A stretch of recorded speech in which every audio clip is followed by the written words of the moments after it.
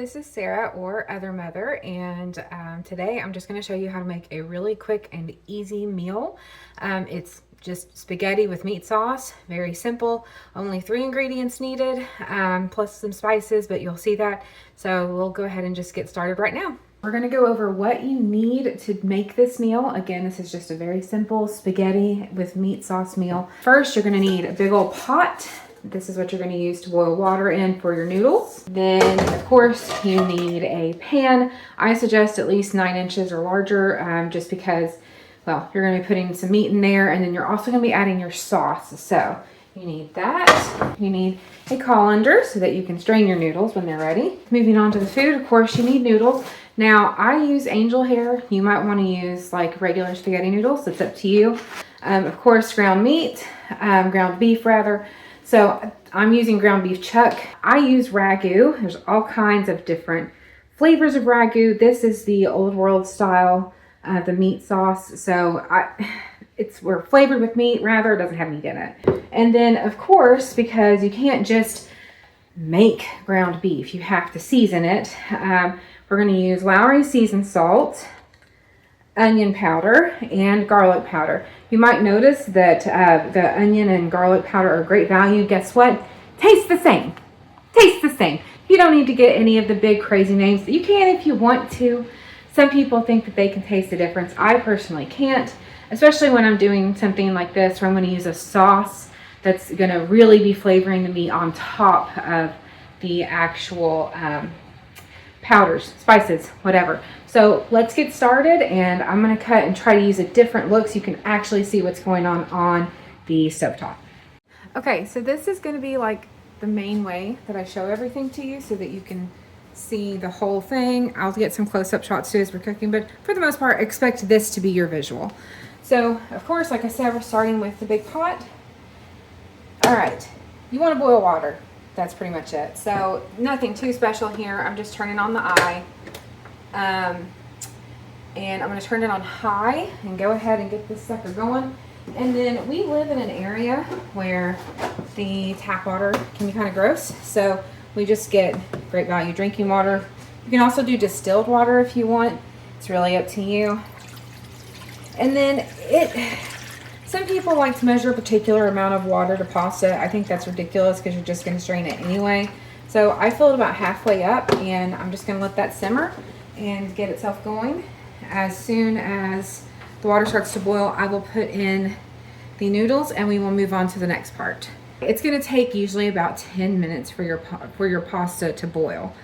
Again, it's up to you what you use. I like to use angel hair pasta. It's pretty thin. And then my family's a little bit weird. We don't like really long pasta that you twist up in the fork. So I usually break it up as I'm putting it in the water to let it soften and cook while it's smaller, instead of trying to cut it up later, because that just takes so much time. So I just pinch it, sprinkle it in.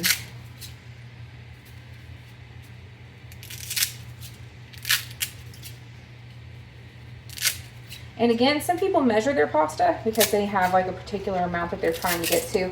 I don't. Pasta's cheap. So to me, if I go a little bit overboard, it doesn't matter.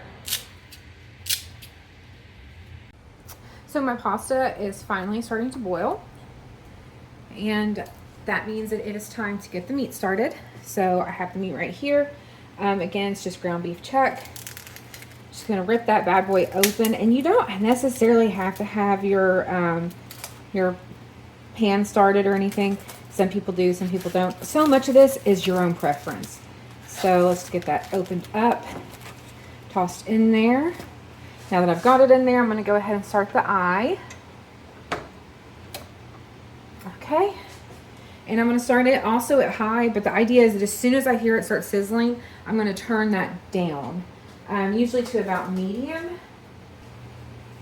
And because I'm a real life person and sometimes things happen, I forgot to get a clean spatula. So I'm using a spoon. Guess what? It works just as well. Start breaking up your meat. You want it to be nice and broken up. It melts better, melds or mixes better with the sauce when you do it that way. Plus it's better for the seasoning to get spread throughout. than it is to leave it in like big chunks.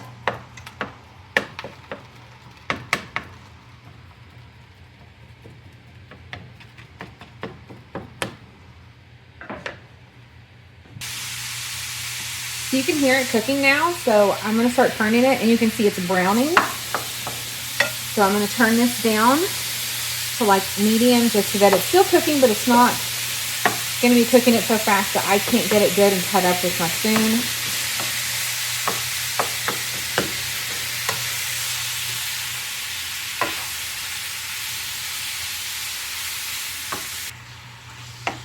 Now, as I'm cooking this, I am also still watching my water over here with the noodles in it, because I want to make sure that that boil is going okay, that it's not going to overboil. So you just kind of keep an eye on it as things go. That's the easiest way to do it. And you can hear that the frying pan is starting to turn down a little bit on the sizzling volume, which is good, but it's still cooking, which is what you want. You can play with the heat a little bit, turn it up, turn it down, just as you need it to go. So as you can tell, there is some grease that's starting to collect in this pan. And that's okay. You want the grease. You want the grease. You want the grease because that's what's going to help really get the seasoning into that meat. So what that means is you're going to season before you empty the grease out.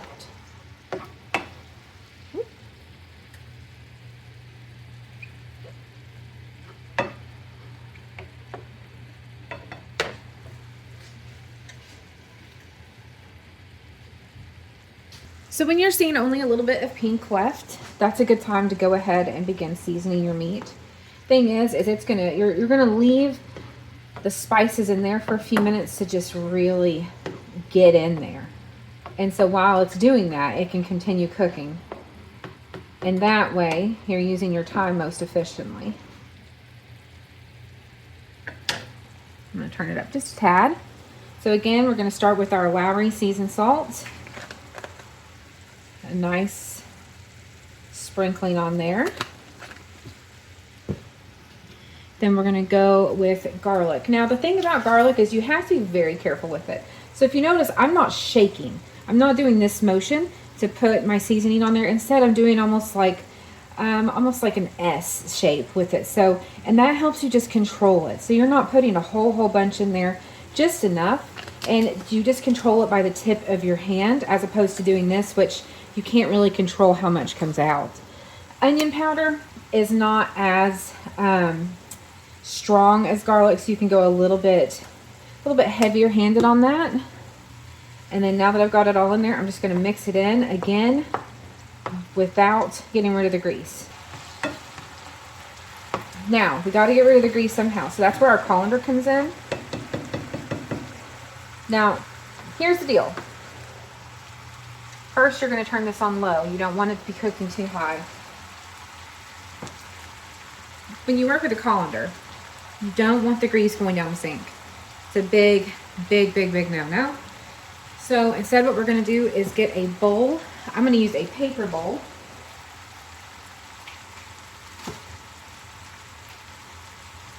I'm going to set it here. You can still see that, yeah. So I'm going to put that there. I'm going to get our trusty colander, hold it over the bowl, and just pour that down in there. And you can see I missed a little bit there, but that's okay. You're going to make a mess. That's part of cooking at home. Okay. So now I'm pretty confident I've got a good bit of that grease out. Pour that over the bowl too. Just get whatever I can out. Throw it back into the pan. There you have it.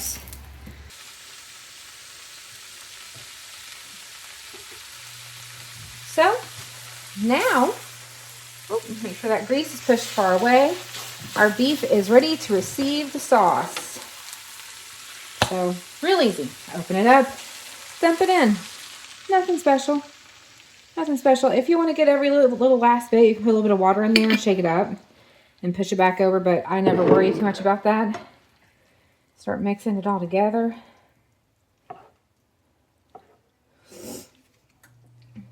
And the beef is hot. So because the meat is hot, it's going to heat up that sauce around it. So you don't really have to cook this for very long. Leave it on low.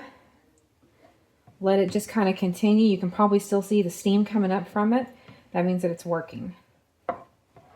And voila, now you have a meat sauce, and you're just going to let that sit for a little while we attend to the noodles. I'm going to assume, because I only have so many hands, that you know how water comes, like what it looks like when you pour water through a colander. You just saw it with the grease. We're going to do the same thing, but we're going to have the colander over the sink, and we're going to go empty this sucker out and get all of the water out of our noodles. So I will be right back. I'm going to go ahead and turn the eye off because it's done.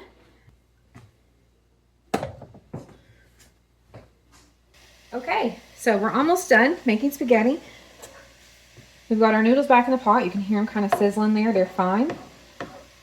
This is nice and hot now. Everything's good to go. I'm going to pour this directly into my noodles.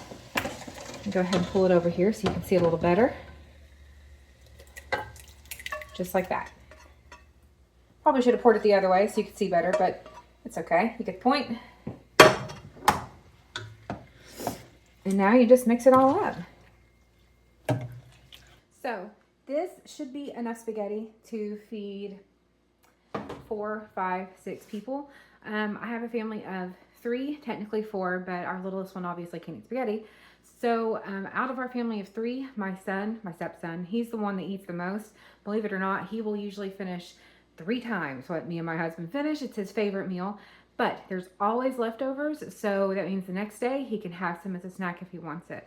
So anyway, there you go. That's how you make very easy 3-ingredient spaghetti. And if you have any questions, drop them below. Thanks.